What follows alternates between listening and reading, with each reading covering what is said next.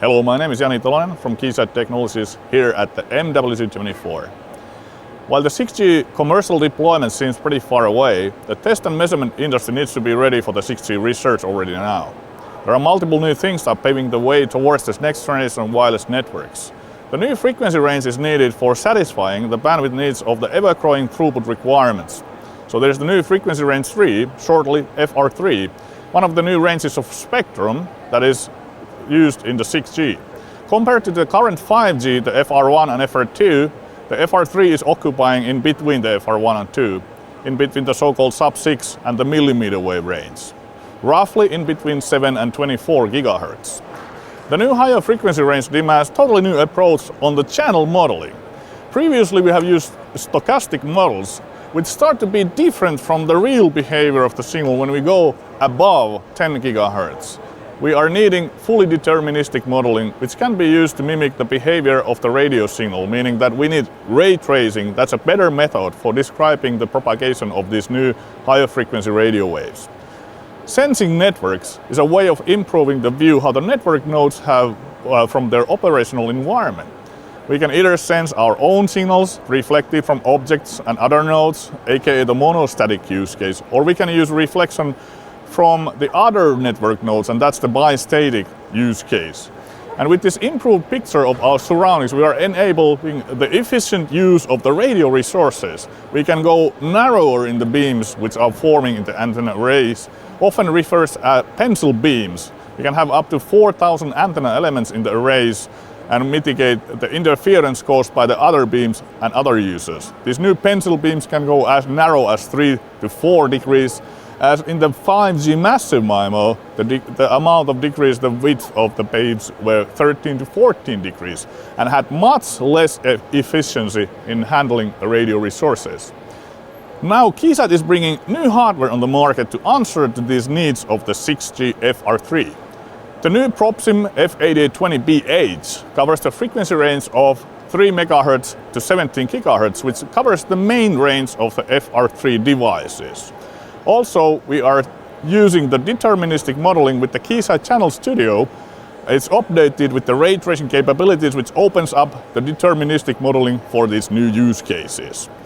For enabling the users to create arbitrary test scenarios, the Channel Studio GCM will interpret those 3D ray tracing models with an AI-enhanced algorithm, which will create a realistic view of the channel models of the 3D environment. For the network nodes to be able to scan their surroundings, Keysight Pathwave Signal Studio and Vector Signal Analysis toolsets are used as a powerful asset together to form a view and measurement capability of these new scenarios. The massive MIMO is replaced in 6G and sensing networks with extreme MIMO, where the maximum number of antenna elements can be boosted up to 4,000 antenna elements, and the layer in the UE side grows from 16 to 64.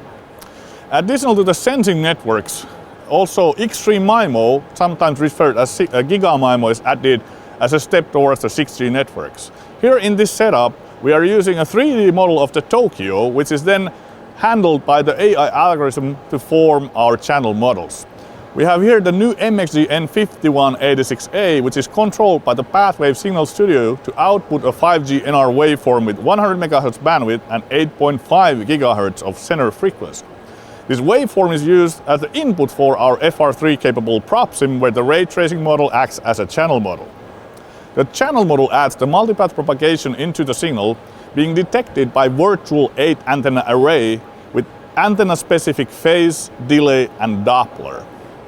This antenna array is used for interpreting the direction of the signal with the delay-based distance of the signal source, here in the scenario represented by a moving car. The echo we got from the car changing over time as the simulated location changes, which is seen in the pathway VSA as the beam pattern. And all this comes together as an example of the sensing networks. When we are recording the outputs of an array of 8 antennas, the VSA analysis shows the direction of the detected signals. Also, we have added here a radar view on the car where we can see the distance and the Doppler, aka how the car is moving. As we have seen here, the future of the channel modeling will improve testing accuracy and increasing the use of simulation models for mimicking the real-life behavior in both the component and system level. The network nodes are able to sense their surroundings for the improved use of the resources, which comes together as a new method called ISAC, Integrated Sensing and Communications Network. This is the new hot topic of the wireless networks. When we're approaching the 6G networks, all the included new technologies and methods are taken into use to improve the overall efficiency of the networks and improve the end user experience into a new level. Be prepared for the 6G and challenges it brings on board. Turn the challenges into opportunities with the help from Keysight. Find more about the solutions available at the keysight.com/find/6G. Thanks for watching. I'll see you around.